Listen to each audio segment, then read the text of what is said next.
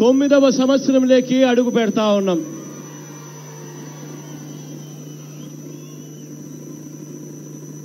ఈ శుభ సమయంలోనే ఇక్కడ నుంచే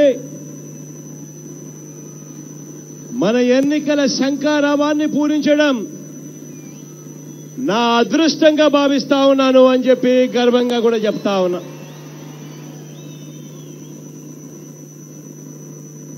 జిల్లా నలుమూలల నుంచి, ప్రతి గ్రామం నుంచి మండుటెండను సైతం లెక్క చేయకుండా తరలి వచ్చిన, వేలాది సంఖ్యలో తరలి వచ్చిన ప్రతి బూత్ కమిటీ సభ్యుడికి, ప్రతి అక్కకు, ప్రతి చెల్లెమ్మకు,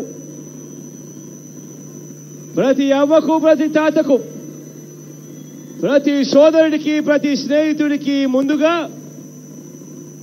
నా కుటుంబ సభ్యులందరికీ కూడా 2 చేతులు జోడించి శిరస్సు వంచి పేరు పేరు నాకు కృతజ్ఞత తెలుపుకుంటా ఉన్నాను. 9 సంవత్సరాలు నాతో పాటు నడిచారు. 9 సంవత్సరాలు నాకు అండగా నిలిచారు. 9 సంవత్సరాలుగా మనమంతా కూడా ప్రతిపక్షంలోనే ఉన్నాం.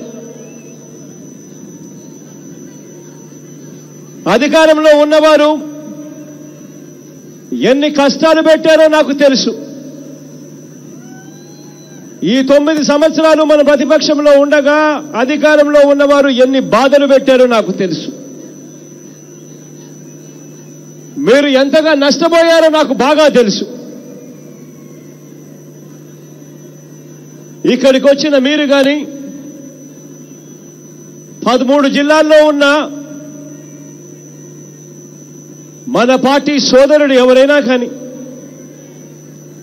గత 9 సంవత్సరాలుగా ఎన్ని కేసులు భరించారో నాకు తెలుసు.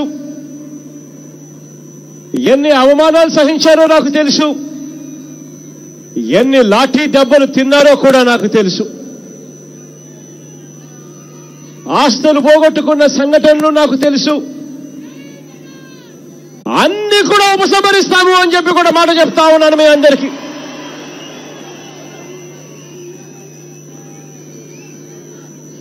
మీ అందరికీ కూడా నేను ఇంకొక మాట కూడా చెప్తా ఉన్నాను. రేపొద్దున దేవుడు ఆశీర్వదించి ప్రజలందరి చల్లని దీవెనతో, మీ అందరి చల్లని ఆశీస్సులతో రేపొద్దున మన ప్రభుత్వం అధికారంలోకి వచ్చిన తర్వాత మన పాలనలో ప్రతి సంక్షేమ పథకము ప్రతి పేదవాడికి ఖచ్చితంగా అందాలి. సంక్షేమ పథకాలు ప్రతి ఒక్కరికి అందాలి. సంక్షేమ పథకాలు అందించేటప్పుడు చంద్రబాబు నాయుడు గారి పార్టీ మాదిరి మన పార్టీ ఉండదు. మన పార్టీ భిన్నంగా ఉంటుంది. సంక్షేమ పథకాలు అందించేటప్పుడు ప్రతి పేదవాడికి తోడుగా ఉంటుంది. కులాలు చూడం, మతాలు చూడం, రాజకీయాలు చూడం, పార్టీలు కూడా చూడము అని చెప్పి నేను మీ అందరికీ కూడా ఇవాళ